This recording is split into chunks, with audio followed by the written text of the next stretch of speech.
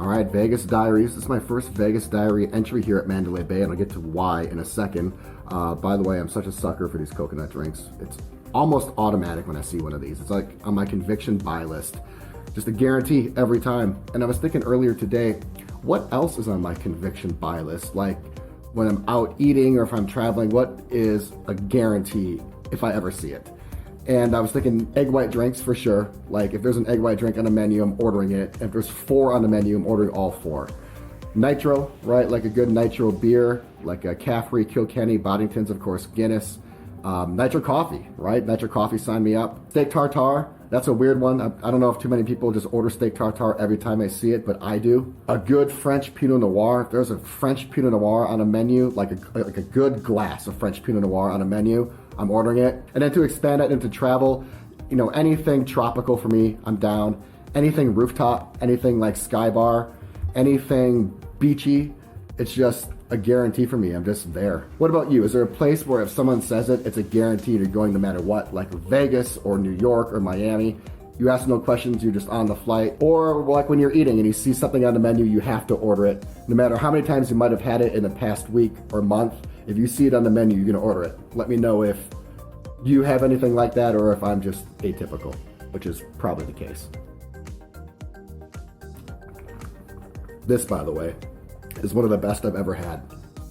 It's so flavorful. It tastes really, really fresh. This is awesome. Okay, Mandalay Bay, Vegas Diaries. This is my first Vegas Diaries entry here at Mandalay Bay. And I blame Vanderpump. You know, I talked about Vanderpump in my Caesar's Palace video. If you haven't seen that video, I'll go ahead and put the link in the description below. There's this really cool cocktail bar there called Vanderpump, and it's very steampunk meets Alice in Wonderland meets psychedelia meets, I don't know, the Easter Bunny. I mean, just think of like all those wacky things put together and then boom, it's thrown in there. And it's one of the coolest spots I've ever been to. And I had somewhat of a free night my first night here, and I went to Vanderpump, and I was so excited because I was riding the high from the first time. I went to Vanderpump and I got Vanderblitzed. And Vanderpump closes at midnight, so I definitely shut that place down. But leaving Vanderpump at 12:30 is actually a pretty responsible night. So I closed down Vanderpump at 12:30. And by the way, and this really pains me to say this, it really pains me, but this happens sometimes. It wasn't as good as my first experience. It just wasn't. And I was more lenient because whenever I walk into the place for a first time and I'm judging it for the first time, I'm more discerning. I'm a little bit more critical. And I have a little bit more scrutiny because it's the first time I'm in there, so I'm really paying attention to everything.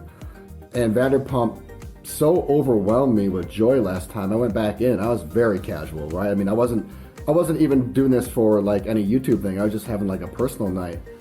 And the service wasn't as good. The drink was the same. So the drink was the absolute same. I remember that.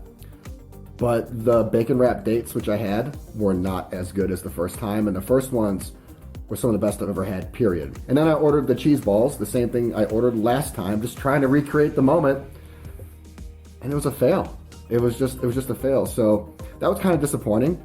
What I'm going to have to do is go back for a third time to see what it really is. I mean, still from an ambiance, aesthetic, experience thing, it's uncomparable to anything else in Vegas. I'm still a fanatic of the place. I was just euphoric about it, and now I'm just a really, really big proponent of it. But some of that euphoria is a little gone. Another day and another giant coconut for breakfast here at Mandalay Bay. And I want to talk about the elephant in the room here at Mandalay Bay. And before I go any further, I just want to preface it with saying I want to try to be as ultra sensitive as possible. I want to be as diplomatic as possible. But I feel this is a topic that a lot of people think about, even though a lot of people may not be talking about it. No one has really talked about this for years. It just kind of got swept underneath the rug. But I know my traveler friends and acquaintances and colleagues have talked about this specific topic. And that topic is, should you ever stay at Mandalay Bay again? Or will you ever go back to Mandalay Bay? And clearly I'm talking about the tragedy that happened 3 or 4 years ago. I'm not going to mention it by its specific name or go into any details. But I mean, it was regarded as the Mandalay Bay this and the Mandalay Bay that. And there's such a stigma attached to this hotel. And I swore this hotel off. I did. I said I'd never come back to it just because of how horrific and terrible that whole incident was. But my channel is based on hotels and new hotels and finding new hotels and hotel experiences, and I'm working my way across the Vegas spectrum, and eventually I ended up here. The management here completely buried this from day one. There was no information released to the public. They knew a lawsuit was coming, so they buried everything. No PR, no information, and because the media couldn't get any information, the story just died. So it's never really been talked about, but I know that people still think about it and say, what is it like to stay here? It's hard, if not impossible, to stay here and not think about that incident. So I really don't know how I feel.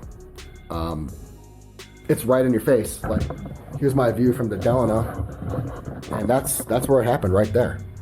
So even if the management buried it and there's no talk about it anymore, if you remember watching those news scenes and watching that video, that's it. That's exactly where that tragedy happened. And that's the thing that hits me most. And I know that life is supposed to go on, and I know we're supposed to look forward and not back. But I do want to say it is a little weird staying here. Now, I did recommend this hotel. I gave it a 3 out of 6, and that's actually a pretty good rating for me. The hotel, based on its own standalone merit, no experiences, no biases, no extraneous stuff affecting it. It's actually a good hotel to stay at. I was actually rather impressed. But it still is weird 3 to 4 years later. And really, it's that view. Just looking at that view, it's just a little awkward. So should you stay at Mandalay Bay again? It's a tremendous value. It's a really fun hotel. It's a beautiful hotel. One of the best pool scenes in all of Vegas. Some of the best restaurants. It's just a great experience. If you are able to compartmentalize your feelings, then I would say stay here. You're going to have a great time.